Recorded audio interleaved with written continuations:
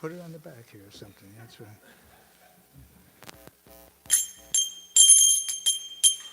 Jaya Radha Madhava Kunja Bihari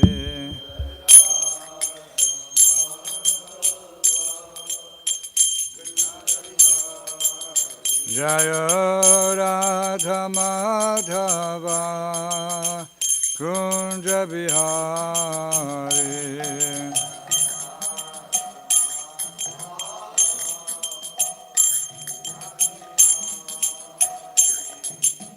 Gopi Jana Vallabha Girivaradhari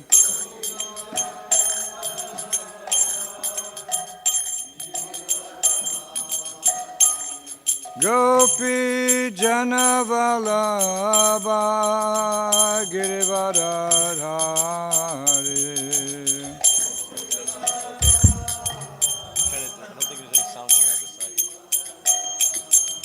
Yashodanandana Braja Janaranjana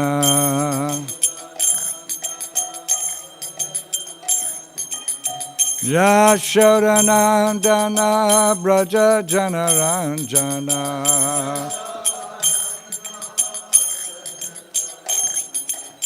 Jamuna Tira Vanachari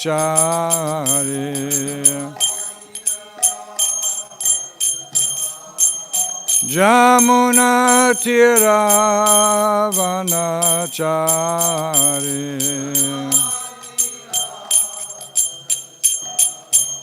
Jaya Radha Madhava Kunja Bihari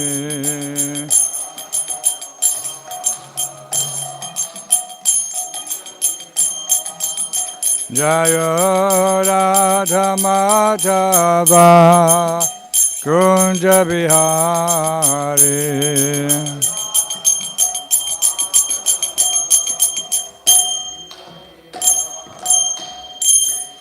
Jai Om Vishnupad Paramahansa Parivrajagacharya Astatarasati Sri Śrimad His Divine Grace of Chandravinda Bhaktivedanta Swami Srila Prabhupada Ki ISKCON Founder Acharya Divine Grace Srila Prabhupada Ki BBT Founder Acharya Divine Grace Srila Prabhupada Ki Savior of the whole world His Divine Grace Srila Prabhupada Ki Jai Nityalila Vishnu Om Vishnupad Paramahansa Parivrajagacharya Astatarasati Sri Śrimad His Divine Grace Srila Bhakti Siddhanta Saraswati Thakur Goswami Prabhupada Ki Ananta Koti Vaishnava Vrinda Ki Namacharya Srila Haridas Thakur Ki Prem Se Kaho Shri Krishna Chaitanya Prabhu Nityananda Shri Advaita Shri Gadadhar Shri Vasati Gaur Bhakta Vrinda Ki Granta Raj Śrimad Bhāgavatam Ki Gaur Premanandi All glories to the assembled devotees All glories to the assembled devotees All glories to the assembled devotees all glories to Sri Guru, Sri Gauranga and Srila Prabhupada.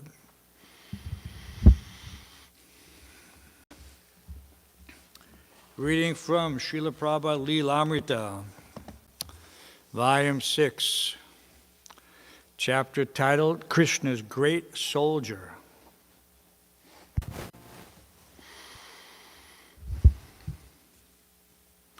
When Prabhupada came down to the temple in the morning, all the devotees were able to be with him. Devotees here are all Vaikuntha men, said Srila Prabhupada, good looking and nice dressing.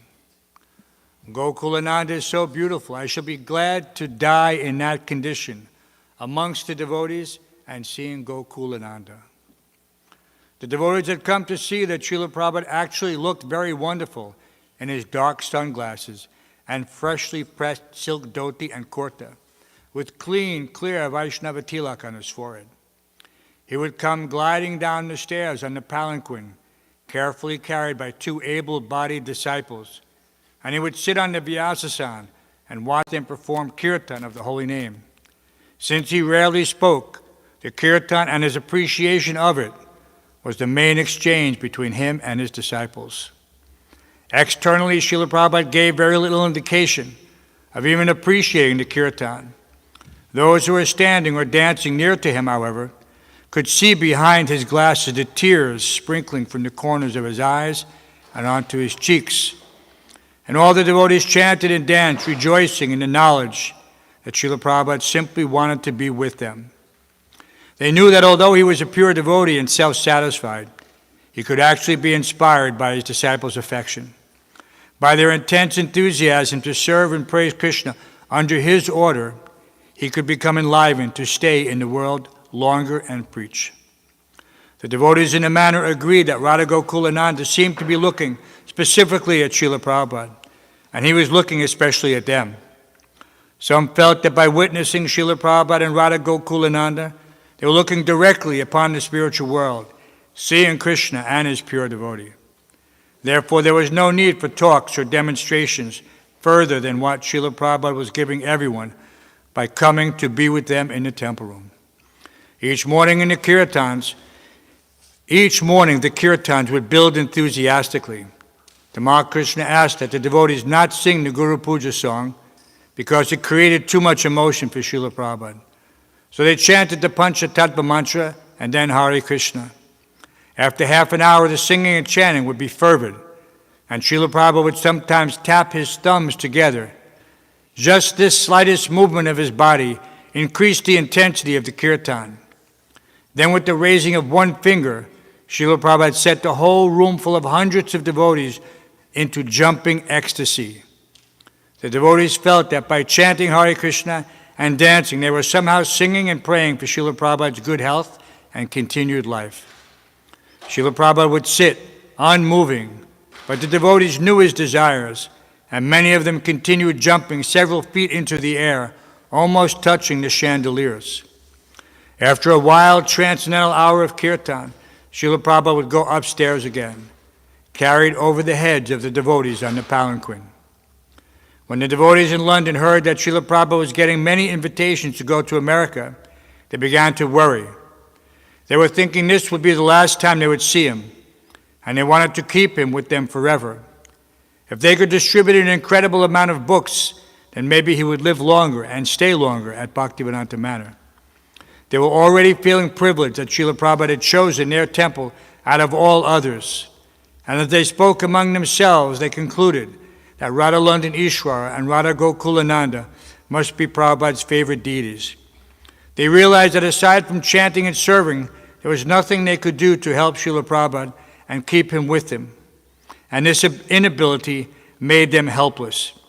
Despite their efforts, everything was up to Krishna. Srila Prabhupada confided to his secretary that he was disturbed by thoughts of India and that he had no wish to go back. In India, he said, whatever project I made, the government has simply given me obstacles. I had to tax my brain so much. India, he said, had lost its culture.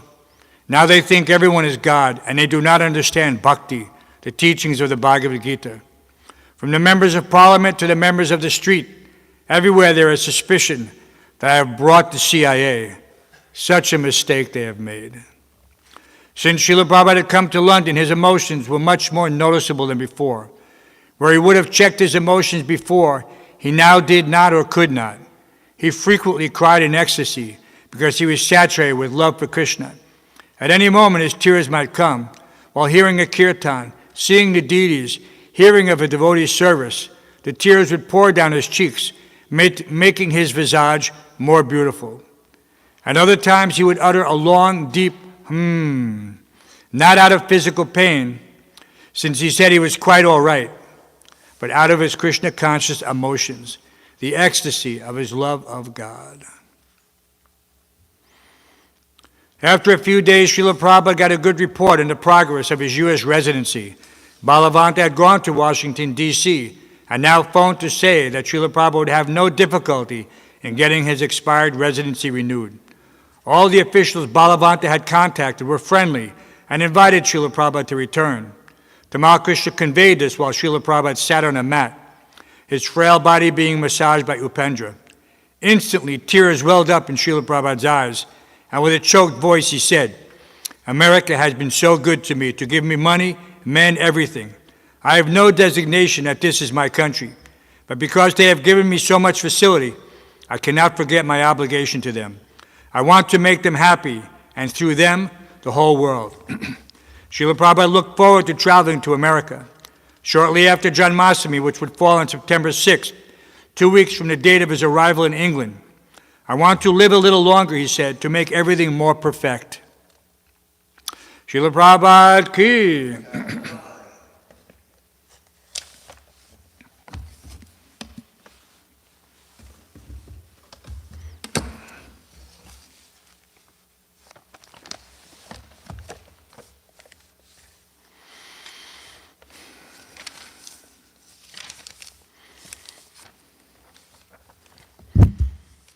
Om Namo Bhagavate Vasudevaya. Om Namo Bhagavate Vasudevaya. Om Namo Bhagavate Vasudevaya. Reading from Śrimad Bhāgavatam, Canto 3, Chapter 22, texts 29 and 30. Chapter titled The Marriage of Kardama Muni and Devahuti. Barhismati Namapuri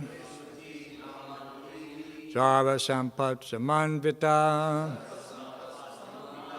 Nyapatanyatra Romani Yagnasya Yangam Vidun Vitaha Yagyasyangam Vidun Vitaha Kushakashast Evasan Shashvadharita Varchasaha Rishayoyai Prabhavya Yagnagnan Yagnam Ijare. Please chant.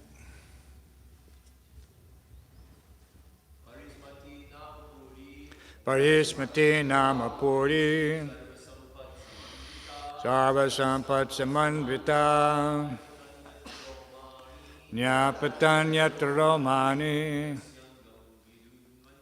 Yagnasyangam Vidunvataha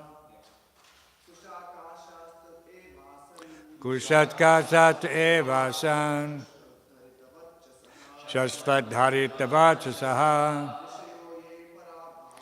Rishayoyai Prabhavya Yagnagnan Yagnam Ijare.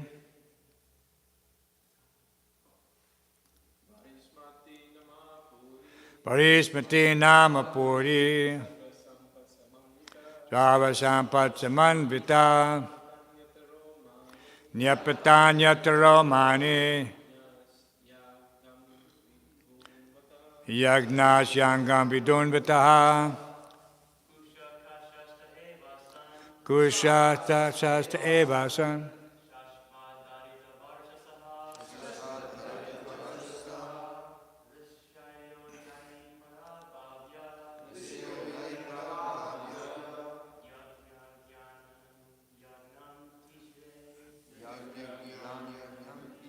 Do both verses fit on the same screen or no? They do. Chant both. Bhakti, fill your turn. Varismati Namapuri Sarva Sampat Samanvita Nyapatanyatra Romani Yagnasyangam Vidunvataha Kushakashast Evasan Shasvadharita Vachasaha Rishayoyai Prabhavya Yagnagnan Yagnam Ijare. Parishmati Namapuri Sarva Sampat Samanvita Nyapatanyatra Romani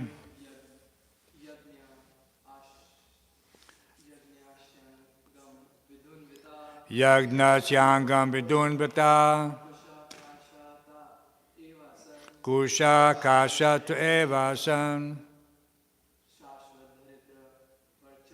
Shashvadharita vachasaha Rishiyaya parabhavya Yagna Gnan Yagnam Ijare. Ladies. Bharismati Namapuri Sarva Sampat Samanvita Nyapatanya Taromani Yagna Shangam Vidunvataha Kushaka Satu Evasa Shasva Darita Vachasaha Rishaya Parabhavya Yagna Gnanan Yagnan Jare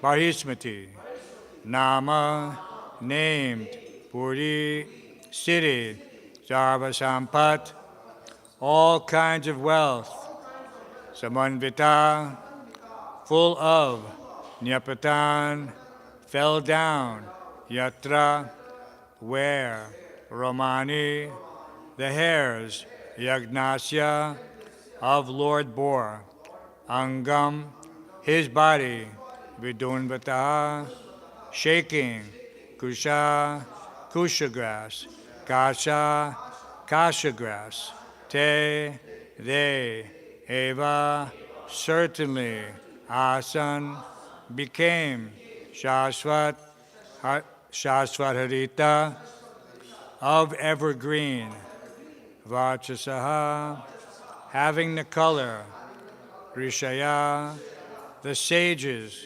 Yai, by which, Parabhavya, defeating, Yagnagnan, the disturbers of the sacrificial performances, Yagnam, Yagyam, Lord Vishnu, Ijare, they worshipped.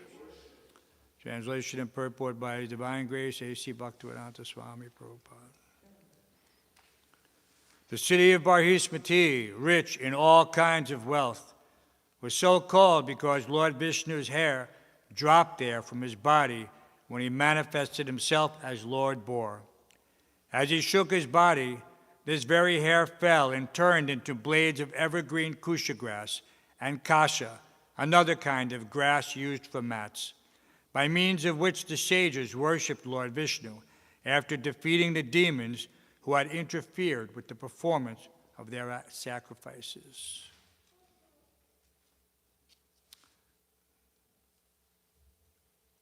Ready? I like to see Bhakti Rani's got.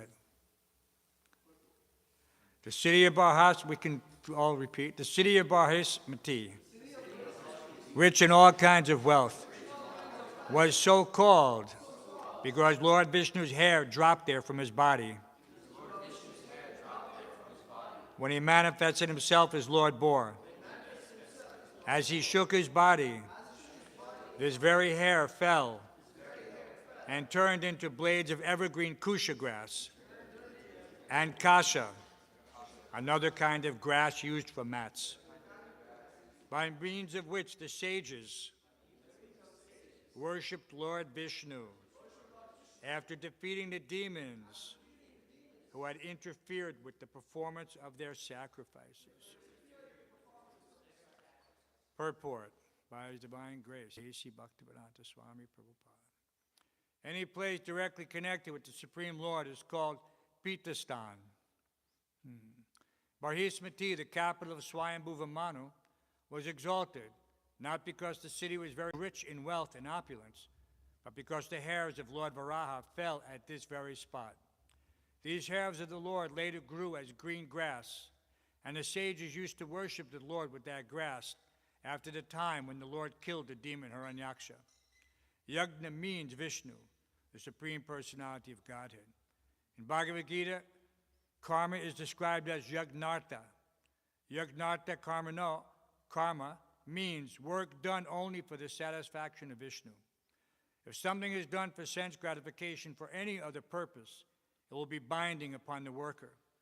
If one wants to be freed from the reactions of his work, he must perform everything for the satisfaction of Vishnu, or yajna.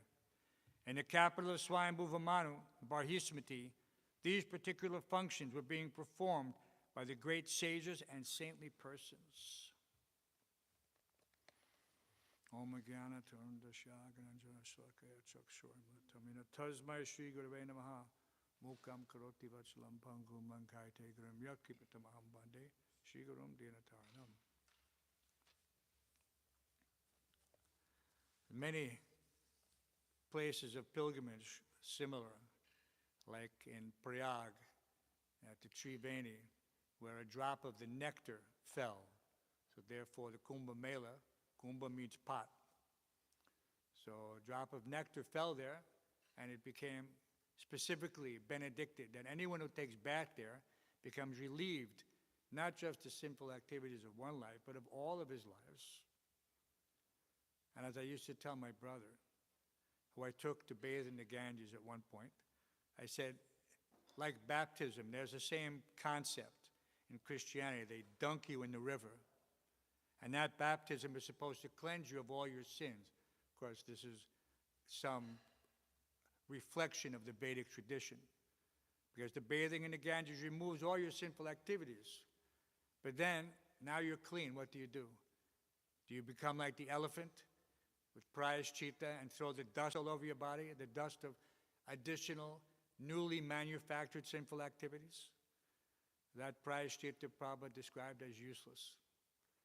And it's condemned. And of course, in order to compensate for that, in Christianity, they have confession. So you sin all week, confess, and then again sin the next week. So what's the point? There's no permanent cleansing of the heart, as opposed to bhakti, which gives you the means to achieve everlasting freedom from sinful reactions. Right? We read that last night. Mat karma krin mat padamo mat bhakta sangha varjata. Ya samam eti pandava. So who comes to Krishna? Who is free from previous sinful activities and mental speculation. So this is something that we can all consider at every moment. You know, just like an intelligent person, he doesn't tempt fate. Even the saying itself is an indicator. When you tempt fate, it means that you're gambling. What will happen?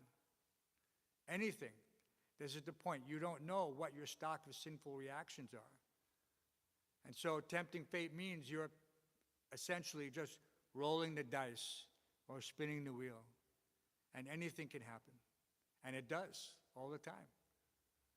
You know, just take a look at the newspapers. Prabhupada used to glance at the newspapers. He didn't spend time. It was not necessary. The headlines tell everything. I said, you know, fire, flood, fire, disease, and death. These are the, according to Chanakya Pandit, those things which will lead to certain death. Death, disease, fire, and flood. And interesting that death is first. Death, disease, fire, and flood. These things lead to certain death. So one should be cautious in all respects and not simply act on impetus of that based on temporary emotions, because emotions by definition are transitory, except when they're applied to the Supreme Lord. And that's where we go, anyabhilasata sunyam. So one has to fix his tendency to vacillate, to shift from one thing to another according to the mind, accepting and rejecting. This chanchalam, it's a disease actually. This inability to focus, it leads people to make decisions which can transform one permanently into something which he is not. There's a whole atmosphere now of people trying to adjust to their emotions instead of trying to control them. And so they want to identify with something that they're not. Now, previously, this would be considered, and rightly so, as some mental aberration. But in the age of Kali, that which is right is wrong, and that which is wrong is right. This is the nature of Kali Yuga. And so it becomes more pressing for the devotees of the Lord to understand what is the truth, because the truth does not change. And so we're oftentimes confronted by these persons who have a poor fund of knowledge, to put it politely, who want to challenge the devotees that we're not open-minded, or that we're not accepting, or that we're not tolerant. But the devotees are more tolerant than anyone. They've accepted the burden of executing spiritual life in the face of unimaginable obstacles from family, friends, society. And so they, above everyone, are qualified, having cut through the mire of nescience, to have a valid opinion, which is not really an opinion, it's the Vedic version. But people consider all these things as opinions. But even in that consideration, people do say that everyone is entitled to his opinion, but not everyone is entitled to use that opinion in the face of factual evidence, but which is what's happening now, right? Everyone can have an opinion. My opinion can be that the sky is orange. You know, I could have an astigmatism or a color blindness. This is the imperfect senses we see. This manifests everywhere. Tendency to cheat, tendency to make mistakes, imperfect senses. And what did Prahlad say last night in the play? Those 4 things he mentioned, those 4 defects. What was the last one? Imperfect senses, tendency to cheat, tendency to make mistakes.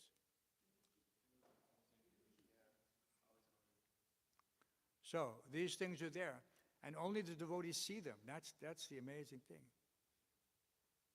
No ordinary person has any clue as to how these 4 defects affect every aspect of their existence. And therefore, speaking to someone who is conditioned in that regard takes a lot of tolerance. And it's our service, in one sense, to listen, because only after listening can we properly respond. So that takes tolerance. You know, we see sometimes preaching the Sunday feast, and somebody wants to talk, and they talk for a long time, and it's just all nonsense. And we're just simply waiting for an opportunity to present something which they can relate to, you know, based on what they've just spoken. Because everyone has doubts. They're just afraid to voice them. They don't want to be seen as whatever, you know, less intelligent or less informed or something. So we have to have the patience and the tolerance to listen, and like a doctor, he takes the stethoscope and he puts it to the patient's heart. And he wants to listen to the heartbeat. And there's a certain pattern. My wife mentioned to me one time, but like a dub, dub, dub, dub, dub, dub. You know, you have to hear the normal pattern. And then you know when there's an abnormal pattern. You know, so we're listening, and we want to make the diagnosis. And so therefore we have to see what is this person's heart? Where is his heart at this point? You know, and the expert doctor, by hearing that person, he can adjust what the medicine should be given. You know, what does this person, of course everyone needs this transcendental knowledge, there's no doubt, but at what level? Like the expert book distributor, he thinks, okay, this person needs a self-realization. Okay, that's that medicine for him. This one needs a beyond birth and death. This one needs a perfection of yoga. These are all part of the medicine cabinet of spiritual life. We have everything for everyone. Wherever they are, on the so-called yoga ladder, there's one of Prabhupada's books is there for him. Just see how expert Srila Prabhupada was in this regard.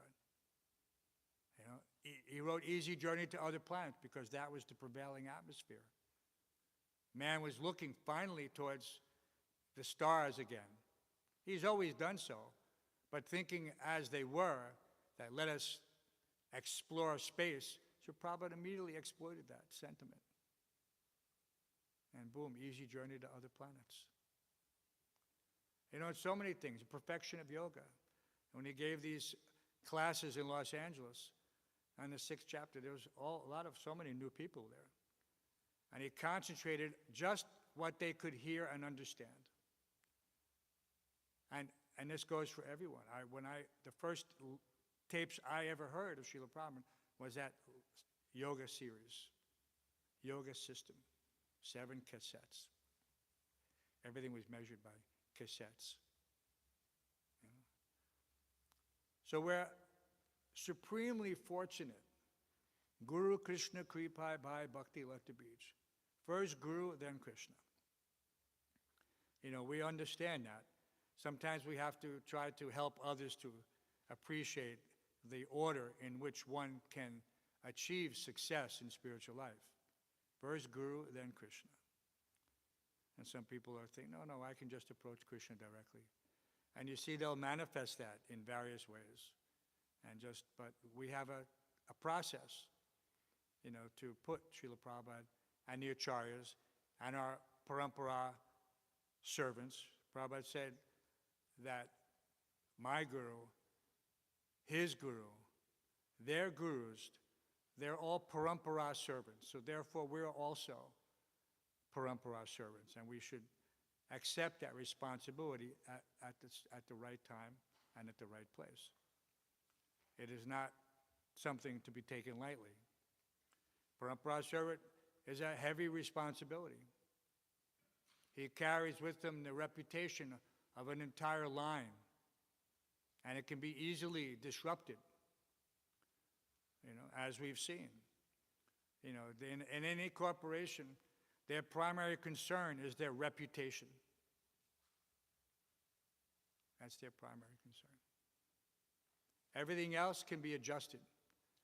But once your reputation is damaged, tarnished, damaged, however you want to say it, then it's very difficult to recover. Very difficult. Who will trust a bank that has a bad reputation, or a doctor, or a lawyer, or anyone? Once the reputation is gone, everything is gone. So what does it say in the Gita? For one who is known honor, dishonor is worse than death. So we should all feel that sense of responsibility to the spiritual master. I'm not acting, and this is why we maintain our appearance in such a way to protect us in our interactions. That I can't act like some karmi, fruitive worker with a demonic mentality and carry out some dubious activity. We're not Lord Nityananda entering into the liquor shop. We don't have that status, and therefore we should not imitate. And it's and Prabhupada emphasized that, following, not imitating. Following, not imitating. But it's very easy to fall into that trap of just going through the motions. So we have to be the sages. We've been given a chance in Kali Yuga, after the destruction of the demoniac mentality by our previous acharyas, by the Supreme Personality of Godhead, who gave us a level playing field in Kali Yuga, the golden age of Kali Yuga, where the disturbance from the demons by these acharyas has been minimized. Because no one could defeat Srila Bhaktisiddhanta Saraswati Thakur.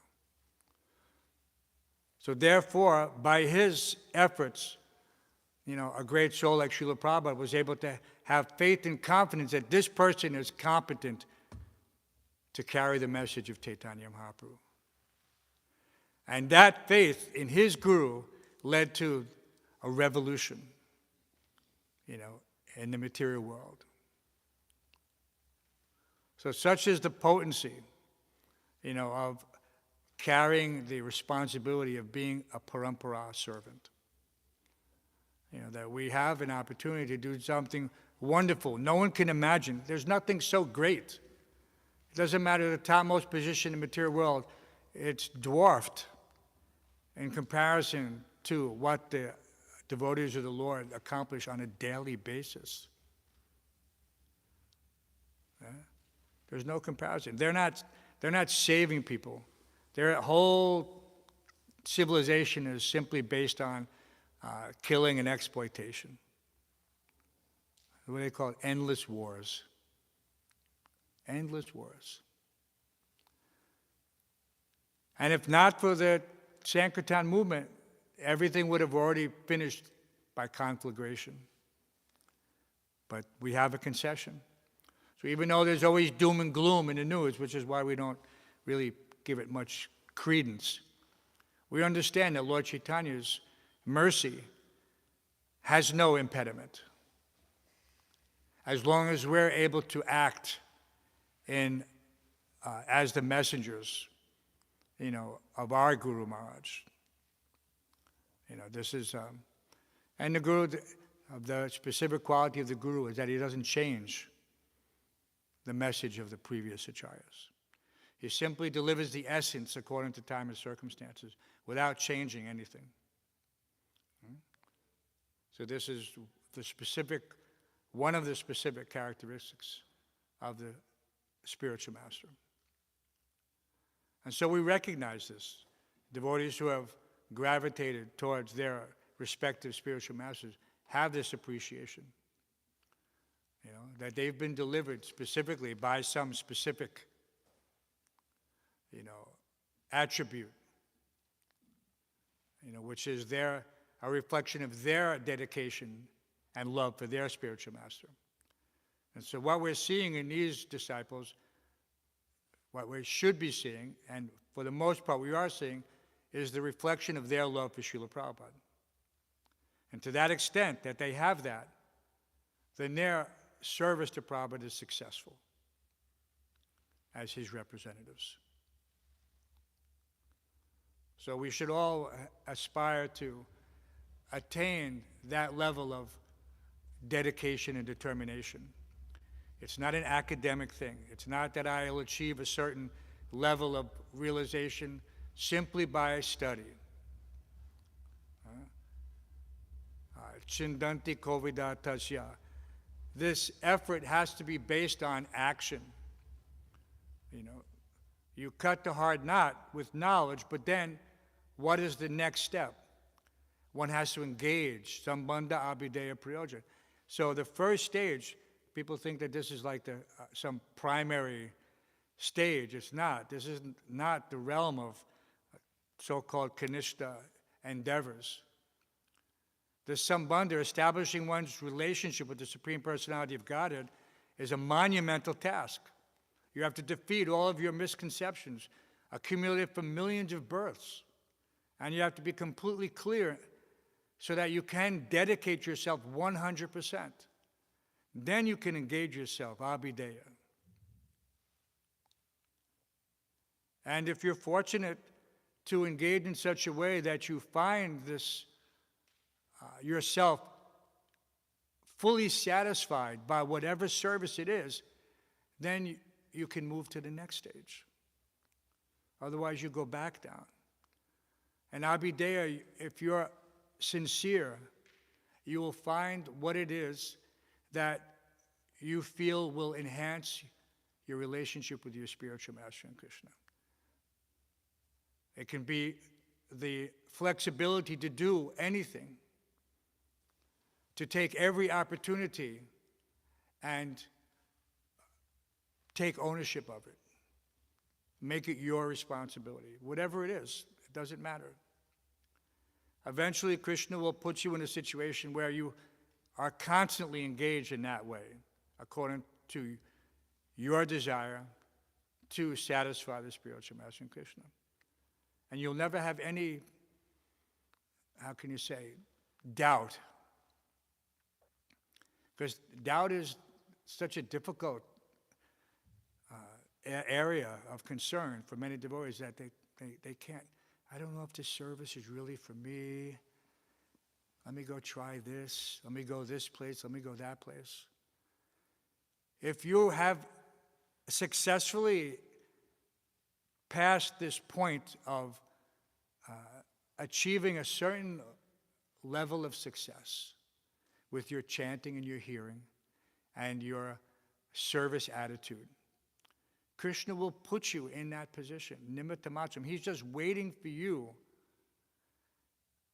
to achieve that certain sense of surrender, that yeyatama prapadente, that, and where is that? That's in the 4th chapter. So we're right in the beginning. Krishna is giving Arjuna the hint. But it takes Arjuna another, so many chapters before he says, Sishyas teham sadhi mahaprana. He just doesn't get it. But it's not Arjuna. Krishna is putting him in that situation so that we can relate to him. Arjuna is an intimate, eternal associate of the Lord. And he's accepting this position for our benefit. It's like the play last night. Mr. Hiranyakashipu. He's not Mr. Hiranyakashipu. But in the play, he was portraying Mr. Hiranyakashipu so convincingly, right? That someone might think, well, maybe that's his true nature. Just hiding under that peaceful demeanor can come out at any second. Ishwaraham aham bhogi siddhaham balavan sukhi. But no, this is we're able to eliminate all these false personas, shed them like the snake sheds his skin. Just until we can reveal our true self, which is das anudas. And then we're happy. We're actually Brahma Bhuta Prasanatmana Sochatina Kankshiti. We're happy. If you're not happy, you have to examine what's the lack. It's not from Krishna's side. It's not from the spiritual master's side. So where is it coming from? It can only be coming from my inability to fully dedicate myself to this out of fear of something. What is that fear? Losing my independence? Losing my uniqueness? What is becoming just another, saffron-robed, shaved-headed monk? No, this is opportunity to establish our true identity is found only in this type of sangha. You cannot get your true identity walking down Skirmahorn Street. No, you won't find it there. You can only find it in the association of devotees. And then you feel, oh, this is where I belong. This is where I've always belonged. So if I can maintain this association of devotees, and by whatever means possible, by hook or crook, then I've achieved a certain level of honesty. What are those qualities of the Brahman? Samo, damo, tapaso, cham, shantir, arjavam. So arjavam relates to honesty. So the Brahman is all these things. He's clean, he's grave, he's peaceful, he's all these things. But if he's not honest, he cannot keep those qualities. He has to be true to himself. He has to be true to the Guru. And this is, what do people say? Be true to thine own self. But they don't know who their self is. And so therefore they are true to some false ego manifests itself. That now I am Napoleon. When people used to say that in the past, they ended up in Bellevue. But now you can identify as Napoleon. No one will bat an eye. They say, okay, that's fine. You're Napoleon. But an honest person, not just intelligent, an intelligent person has to act on his intelligence. And that requires a certain level of integrity and honesty. So we see the suffering, and this is the hallmark of a devotee. We see the suffering and we want to relieve the suffering. And it doesn't mean telling them, some relative truth. It means telling them the absolute truth. That Krishna is the Supreme Personality of Godhead. You could only be happy by reestablishing your relationship with Him. And that, of course, in the beginning, unless they have some association with devotees, they may not accept that right away. But that doesn't mean that we should say, well, actually, you can worship. Prabhupada said you could worship in any religion. That was his concession. So that they weren't feeling that we were trying to supplant their religious emotions. But in order to get them closer to the reality of the absolute truth, he encouraged them to first come to the platform of the mode of goodness, because all religions supposedly take you to that level. I mean, they're supposed to. That's what the Ten Commandments are there for. Because until you can come to that platform, right, Tadarajas Tamo Bhavo Kama Lobha Deyasjay, until you come to the level of the platform of goodness, you cannot get knowledge. So first, encourage them in the mode of goodness. Don't commit sinful activity. So you say you're a Christian, that's fine. Follow the Ten Commandments. If you say this religion, yes, just follow correctly. There are many intricacies in many religions, some which are much more ritualistic than even Krishna consciousness, if you can believe that. So many details. And they come up to a certain understanding.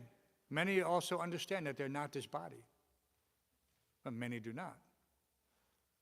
And Prabhupada said you cannot go any further, advance into spiritual until that one point is you're firmly convinced.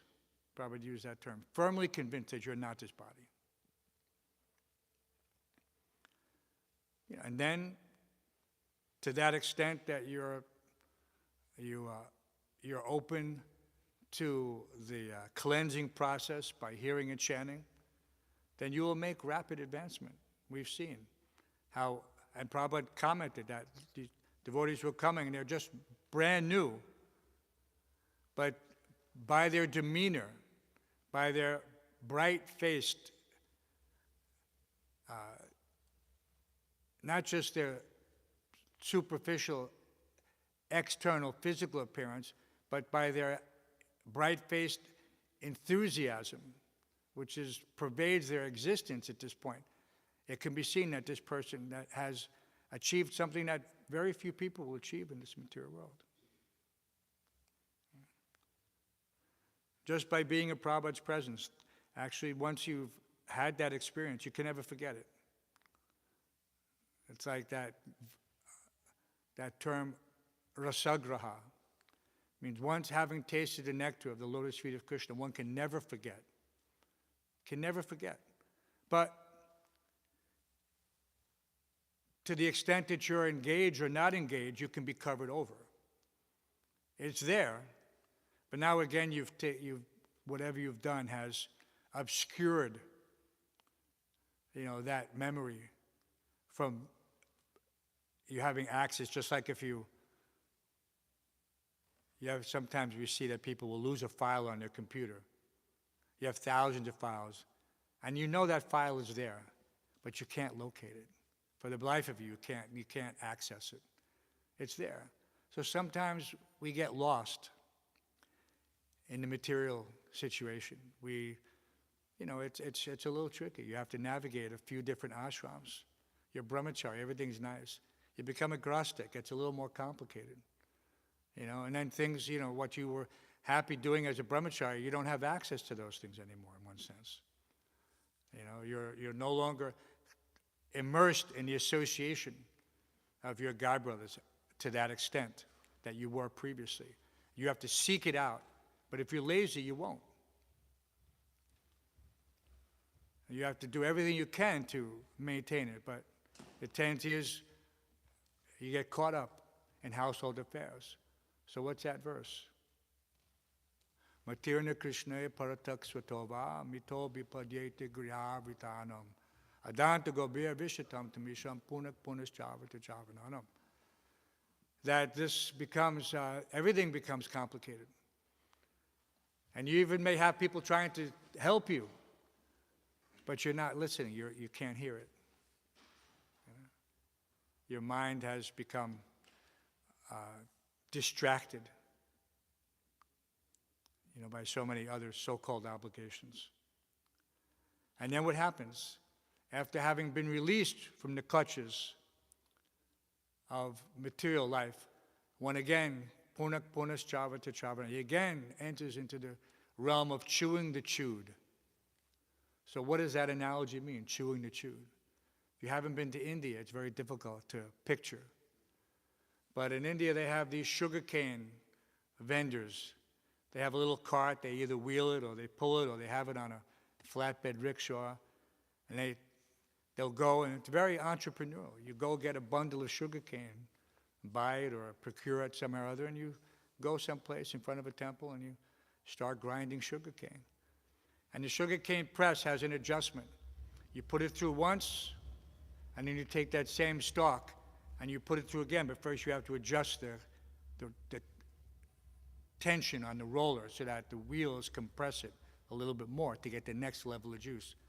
And they'll run that cane 2 or 3 times, each time adjusting it to squeeze out the last drop, because that's their money. The more drops, the more glasses, the more profit. And then it's finally discarded into a heap next to their little portable store. And what comes along? You have the cows, you have the donkeys, even the pigs are not so much interested because they don't like sweet things. Sweet to them is a totally different concept. We could talk about that after that. Phosphates and phthalates. So the cow goes there, and what does he see in that empty husk that's already been chewed? He sees the promise of enjoyment. Because sugarcane, when it's whole, it's juicy, it's fruit. You can it's understood by your mind that this has the potential for enjoyment. But the cow, he can't discriminate between the empty husk and the full stalk. So he goes there and he starts chewing and chewing and chewing, and because their intellect is not developed to that extent. After chewing it a few minutes, then they spit it out. And they realize, okay, move on. There's nothing here. It's already been chewed by the machine. Could have been chewed by another animal, but in this case, it was done by a machine. Okay? And then the donkey comes, and he picks up that same stalk that the cow rejected, and he tries to chew it. So this is just like us in the material world. We've seen that all these endeavors have already been engaged in by everyone else. And it's been rejected, but we're going to try it because it's the promise of enjoyment. This is how the mind fools you. It says, yes, no, this beautiful man, this beautiful woman. It's different. Iron pot, gold pot. But it's not. But we don't, so in order to not to get fooled, one has to constantly carry within him the message that the spiritual master has previously conveyed to you that convinced you initially to take up this process, whether through the books or through the lectures. You can't forget that. You can't forget that moment of pure understanding. It can be a realization. It could have been an epiphany when you actually you realize, okay, I'm not this body. Somehow or other, the spiritual master has made it so clear. I am not this body. And that he is the genuine deliverer of the message of Godhead by giving selflessly this pure, unadulterated information that liberated you. So that liberation entails this unpayable debt. Unpayable debt.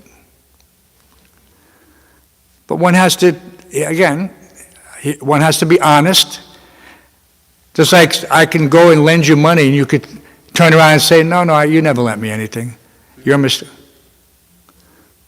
So we can do that. We can say to the spiritual master, I don't acknowledge this debt, either by my actions or my words, somehow or other.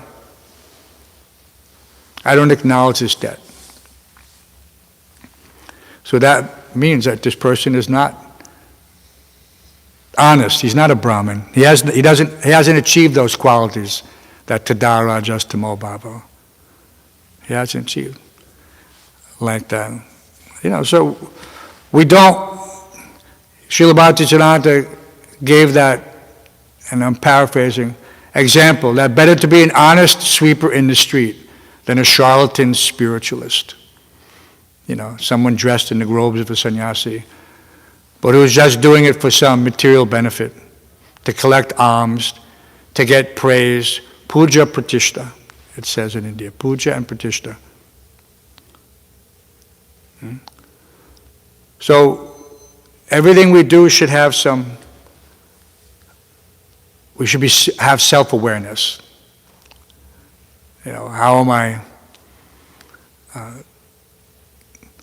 want to act on behalf of the spiritual master. How do I make myself a proper representative?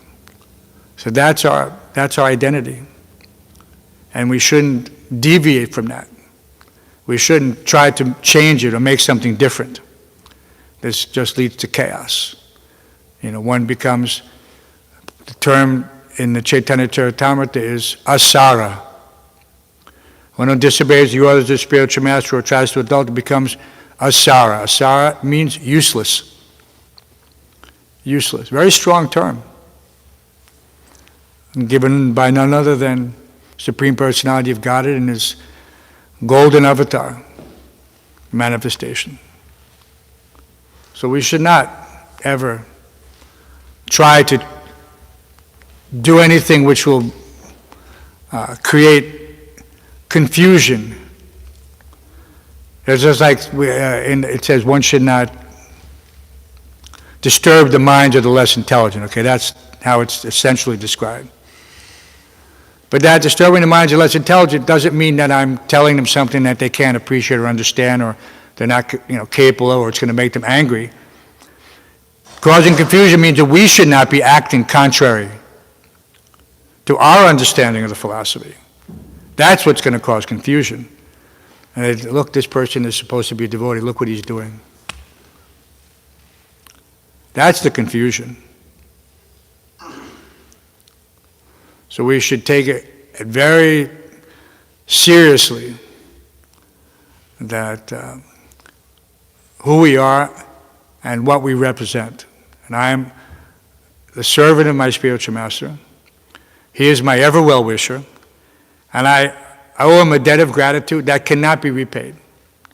Such a simple little thing that will keep us honest in all respects, under all circumstances, because that's the burden that if there's some opportunity to commit nonsense, but I'm thinking, no. How can I, disobey or disregard the orders of my spiritual master? No, we cannot do that. That is our firm conviction. So today we have Lord Nrsingadev's birthday cake for breakfast. Who cooked that? Jai Radhe. What a treat. I saw it last night, but it was a courtesy. Can't have grains on the Lord Nrsingadev's appearance. But somebody stole some pieces out of it. You can't stop the devotee from taking them out. Must have been Lord Nrsingadev. I mean, he had his piece cut out, but then somebody else took. But it's mostly intact, so everyone will have an opportunity to have a slice of Lord Nrsingadev's birthday cake. Well, we want to go, that's why we want to stop the class on time and go down. I asked Mother Elena to carry it down, and she's usually the first one there. So, any questions or comments or concerns? Yes, Prabhu. I can hear. Oh, but you need to hear for the audience, right? You mentioned the following in the footsteps of the acharyas versus imitating, and I've heard from sadhus before that one difference, or one way to understand the difference is form versus substance. In other words, when someone's following in the footsteps, they'll have form and substance, and then you're just imitating; it'll just be form but no substance. So I was just wondering if you could comment on that, based on your understanding. The difference between form and substance. Substance. Yeah. Is that like the letter of the law and the law? Whereas some people say that they'll adjust things, but according to their own mind, and this is a bit of a danger. That verse we quoted at the beginning, Mat Karma Krid, Mat Paramo, Mat Bhakta, free from previous sinful activities and mental speculation. So our hearing should be clear, just like if you have a radio and you tune it to a station that's not clear, the static overwhelms the actual signal. So you have what they call signal and noise. So you're trying to distill that until you can hear the signal clearly. So that being able to hear the signal clearly, being able to get the essence of a particular instruction or of any aspect of the Vedic literature means that I have to be a proper receiver. I have to be in tune.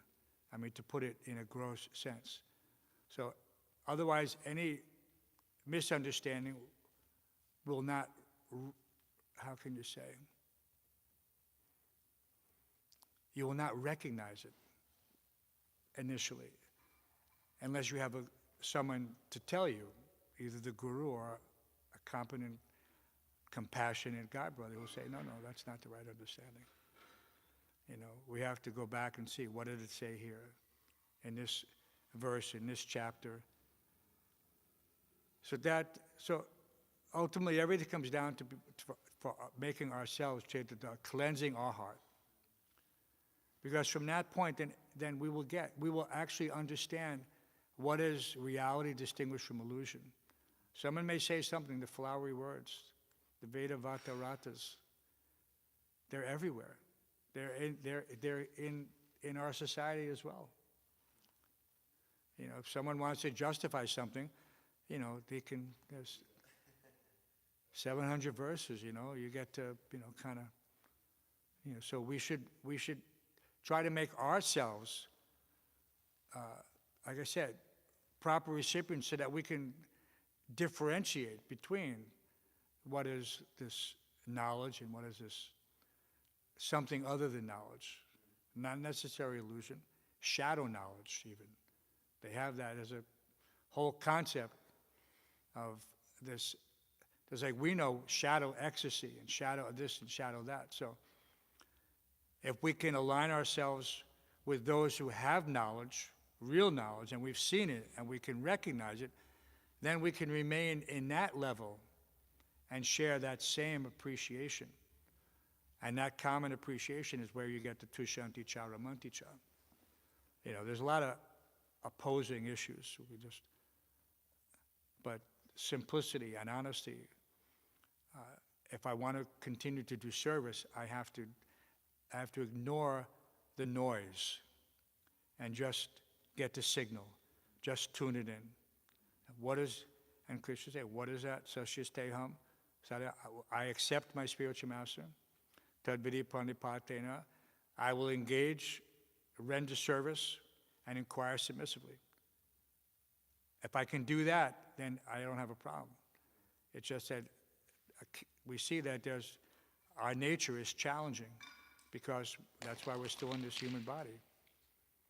Is that we've made the decision to be rebels, and it follows us. Every time we take a human birth, that independent tendency is going to be there. It's not there in a cow. A cow can't be independent. Dog can't be independent. They always have to be. They're always under the material nature's control, or some other living entity to control. Only a human being can have this rebellious, independent nature. So it's the greatest effort. Humility is a reflection of the extent to which we have learned to control that independent nature. It's not anything else. I mean, humility doesn't mean that I have a hunched back form and I'm simply, creeping around. That's not. Humility means to, yeah, like Sandana Marka, exactly. Humility means to put Krishna in front, spiritual master in front. Not to think less of oneself, but to think of oneself less, So we've kind of have a guidelines, and in our mind, they may form up differently, depending on what you need to check your emotions, to check your senses. Everybody, it's a practice. Some people's senses need a little bit more austerity, to conquer. If your tongue, it's easy to conquer the tongue in one sense. We fast on Ekadasi twice a month. You can fast, as long as it's being done for the right purpose. Otherwise, it's considered torture of the body unnecessarily, and we avoid that. But if it's done because I'm addicted to something, just like smoking cigarettes, you need to stop. But Prabhupada allowed them to have 2 cigarettes a day, morning and evening. But that was, and then they gradually realized it. I don't need this. And I don't know, I mean, I also experienced that, but it was easy to give up once you had that higher taste. Fixed in knowledge. So we can look forward to that day when I have no misgivings whatsoever, and that I'm ready to engage to the maximum capacity and serve Krishna without any other consideration for self-aggrandizement, anything. But that level of surrender, it comes about, in the association of others who are surrendered. It's so much easier, so much easier. So therefore, we recommend that everyone should maintain association, close association with the devotees. Because to that extent, then one will find himself rapidly making advancement towards the goal. That advancement on this path is all considered spiritual, but there are degrees, So we want to encourage everyone that don't be discouraged. And you should always be encouraging your God brothers. Don't let these things bother you, little things. Even the karmis say it. They say, what do they say? Don't sweat the small stuff. So you have to distinguish between what is a problem and what is an inconvenience. Immediately you'll save yourself so much trouble. You have to be able to recognize it, soon enough, quick enough, so that you're not wasting time on it. This can be dealt with. Doesn't have to be dealt with immediately. I'll deal with it. It doesn't mean I'll ignore it. It's just that it doesn't require immediate attention. I'll go back and take care of it. Let me deal with the immediate. It's called triage. When you're like a nurse in the emergency room, they assess who is the most serious patient. It doesn't matter if there's 10 people in the room and that person was here first. The person who is in the most serious condition that gets the doctor, to see the doctor first. So we have to have that sense of priority as well. That, what is going to, death, disease, fire, and flood, what is going to kill me? That's a problem. What is going to derail my spiritual life? That is a problem. This engaging in illicit sex, intoxication, meat eating, and gambling, that's a big problem. You better hope you have a God brother close by who can say, hey, what are you doing? What do you think you're doing? So, this is, we are our brother's keepers, right? This was the lesson from, right, Adam and Abel and Cain. Or is it Cain and Abel? We are our brother's keepers. His claim to fame is that he was not his brother's keeper. And so he's been vilified for thousands of years. Thousands of years. So we should always be compassionate. First, whether that charity begins at home. So this is where our compassion begins. If you're not compassionate to your God brothers and God sisters, how can you be compassionate to the so-called conditioned souls? And you have to practice what you preach. And so this is the environment to do it in. You're not going to get it, living in your apartment on the Upper East Side or the Upper West Side or the Lower East Side or any place. It's not going to happen. You'll get to a certain point, but that's it. Any other? Sorry, does that? You just, thank you. You reminded me of this example of, in India, there's so many phony things, So like a Sony tape recorder, they have so many Sony tape recorders, but it's not a Sony tape recorder. Yeah, it's got to be made from the Sony company in order to actually have the qualities that a Sony tape recorder was. It reminded me when you were speaking. Reminded me of that. We have to be intelligent enough to know what is a duplicate. Yeah, and Bhaktivinoda Thakur not extensively, but he mentions it in such a way that it's remarkable in that you will never forget it. And, first time I read it, and the word Dharma Dwaji. Dharma Dwaji. Dharma means, the essence of religion. Or religion. Prabhupada would say that's as close as definition as you can get. Dharma is religion. And Dwaji is a flag. A Dwaja. Like Jaya Dwaj. So a Dharma Dwaji is one who waves the flag of Dharma.